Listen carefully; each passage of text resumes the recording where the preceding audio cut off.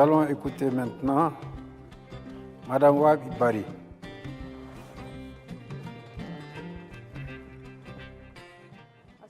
Bonjour mes frères et sœurs qui sont ici présents. Je vous salue très bien, merci.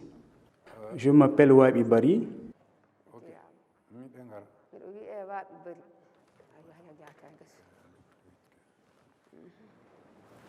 Madame Wab Ibari,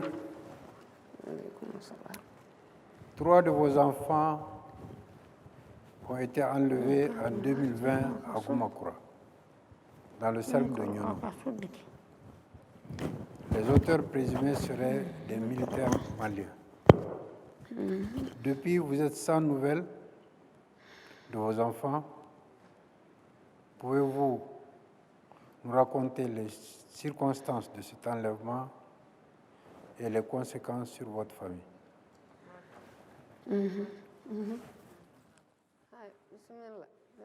Je m'appelle Wab Ibari. J'ai quitté Tombouctou pour venir ici concernant un malheur. L'année dernière, environ 2 mois avant le mois de Ramadan, j'ai quitté Niafunke pour venir à Goumakura pour rendre visite à mes enfants. J'ai fait 3 jours. Le 4e jour, des gens ont fait irruption pour les enlever. Quand ils sont rentrés, ils sont venus avec le nom de Bokar Diallo et de Amadou Diallo. Quand ils sont rentrés, nous aussi, nous avons demandé qu'est-ce qu'il y a. Ils ont répondu, vous allez voir. Nous avons dit de les laisser à cause de Dieu. Ils ont refusé. Ils sont partis avec eux. Nous avons pleuré. Dieu a fait que les enfants n'étaient pas réveillés. Nous avons appelé nos parents par téléphone qui sont à Niafunke pour les informer de l'enlèvement de nos enfants. Ils ont loué un véhicule à Goumakura. Nous sommes rentrés à Niafunke. Nous sommes restés à Niafunke un moment. Nous avons appris qu'ils sont à Ségou. Nous avons envoyé un cousin et la femme du grand frère à Ségou. Quand ils sont venus à Ségou, ils ont demandé le chef de camp de Ségou. Ils se sont vus. Le chef de camp disait qu'ils sont partis à Bamako. Le chef a fait un écrit pour eux. Il a aussi donné le nom d'une dame. Ils ont rencontré la dame. La dame a fait un écrit pour eux, pour avoir accès partout. Partout où ils rentrent, ils les ouvrent les portes, mais ils ne voient pas leurs enfants. Ils ont fait 2 mois de recherche sans retrouver leurs enfants. Depuis qu'ils sont rentrés, nous travaillons avec les marabouts pour retrouver mes enfants, ou bien savoir où ils sont en vie.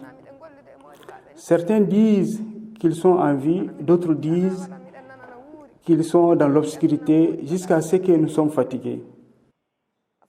Et nous avons arrêté maintenant.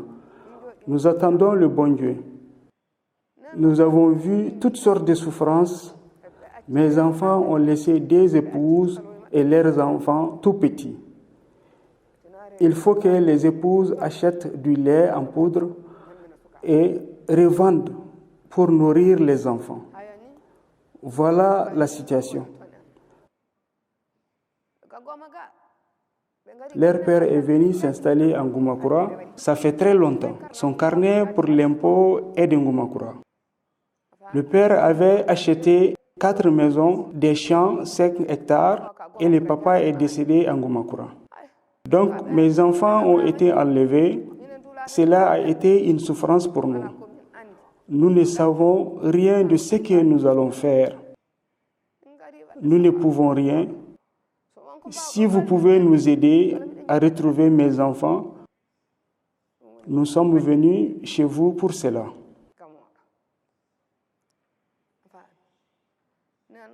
Aujourd'hui, nous n'avons plus rien. Nous ne pouvons rien. Nous n'allons rien faire et nous n'avons plus d'enfants. Il ne restait que 2 enfants et un de leurs amis Les trois ont été enlevés ensemble. Le grand frère s'appelle Amadou Diallo, le jeune frère s'appelle Bokar Diallo et un de leurs amis Kisso Bari. Les militaires de l'armée malienne sont venus avec 4 véhicules. 4 militaires sont rentrés dans la famille. 2 militaires ont arrêté le grand frère et 2 militaires ont arrêté le jeune frère. Après, les militaires sont revenus pour chercher leur ami Kisobari, qui se trouvait dans la famille. Les faits se sont passés un vendredi vers 6 heures du matin.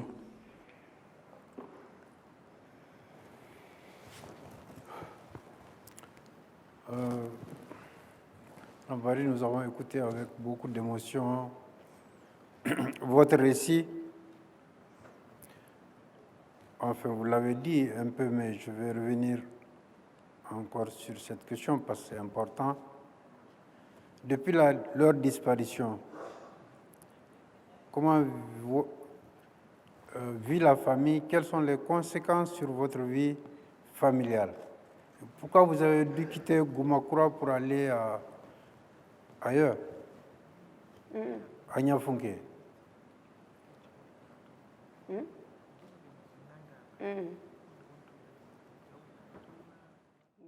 Ils ont tout perdu. Ils ont tout perdu. Il ne restait que 20 têtes en Goumakura.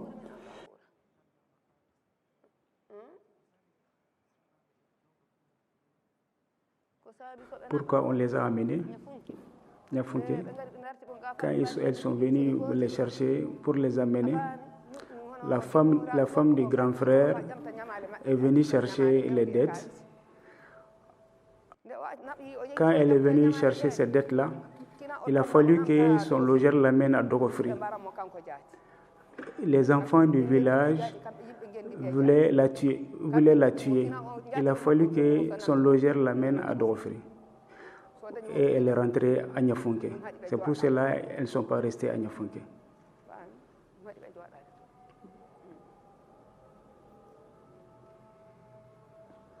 On n'a pas retrouvé les dettes. Elle n'est pas restée à Gouma. On a eu peur. Tous les enfants, on les a amenés. Il ne reste que les femmes. La maman des enfants se trouve à Niafunké. Donc on les a amenés tous à Niafunké. Elles ne sont pas avec leurs maris, elles sont rentrées à Niafunké. Chez la maman de leur époux. Leur maman ne peut pas venir.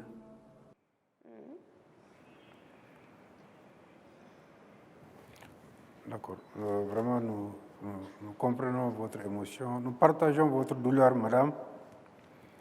Aujourd'hui, quelles sont vos attentes? Est-ce que vous avez des attentes vis-à-vis des autorités, des communautés? Est-ce que vous avez un message à l'endroit du pays, de la nation malienne, après tout ce que vous avez vécu?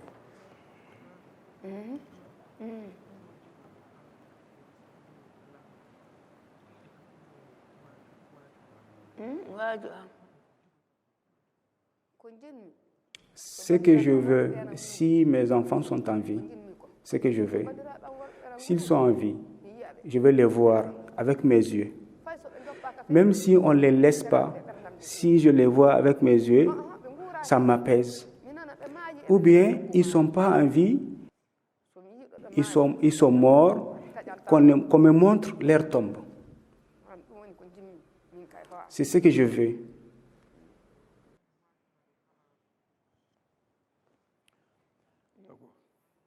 Nous remercions beaucoup. Concernant mon idée sur ce conflit, je n'ai pas aimé ce conflit. Que Dieu mette fin à ce conflit, comme si ce conflit n'a pas eu lieu. Ce conflit a amené un malheur, une tragédie. On a tout vu avec ce conflit. Un conflit dans un même pays, les enfants du même pays ne convient pas aux femmes. Vous avez compris? Voilà mon idée concernant ce conflit. Que Dieu mette fin à ce conflit pour toujours.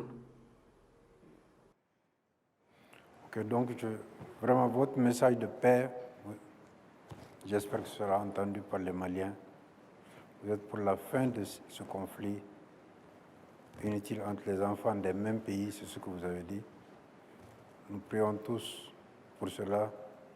J'espère que les uns et les autres aussi vont agir pour cela. Nous vous remercions, nous avons pris bonne note de tout ce que vous avez dit.